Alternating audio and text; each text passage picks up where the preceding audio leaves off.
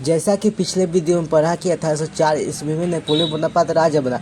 आज उसके द्वारा किए गए युद्धों के बारे में चर्चा करेंगे। So let's start this video.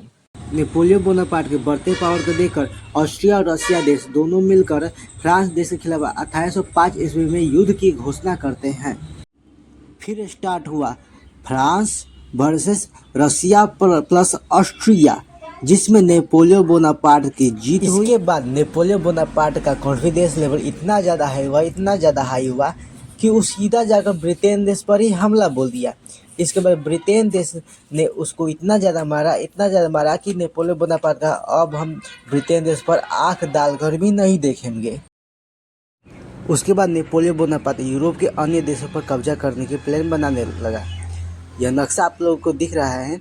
इस नक्शे में जितना भी ब्लू कलर का भाग है, उन सारे ब्लू कलर के भाग में नेपोलियन बोनापार्ट 1811 ईस्वी तक कब्जा कर। फिर 1812 ईस्वी में उसने रसिया देश पर हमला किया, जिसमें वो रसिया देश के मॉस्को तक पहुंच गया था।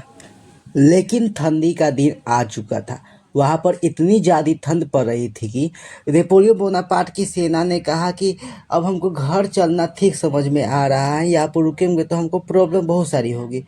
तब नेपोलियन की सेना जब पीछे में मुड़कर अपने देश की ओर लौट रही थी, तब पीछे से रसिया देश की आर्मी आती है तथा नेपोलियन को बुरी तरह हरा देती है। यहाँ से शुरू हुआ नेपोलियन बोनापार्ट का डाउनफॉल। इसके जस्ट अगले साल ही रसिया, प्रशिया, ऑस्ट्रिया और स्वीडन देश मिलकर फ्रांस देश पर हमला करते हैं तथा नेपोलियन को हराकर उसको एल्बा द्वीप पर भेज देते हैं।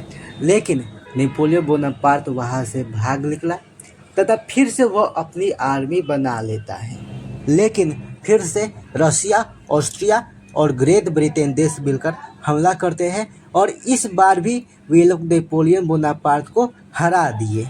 इसके बाद नेपोलियन बोनापार्ट को यूरोप से बहुत दूर अफ्रीका महाद्वीप के पास स्थित एक सेंट हेलेना टापू पर भेज दिया गया। वहीं पर उसको जेल में डाल दिया गया, जहां पर उसकी मृत्यु 1821 ईस्वी में हो गई।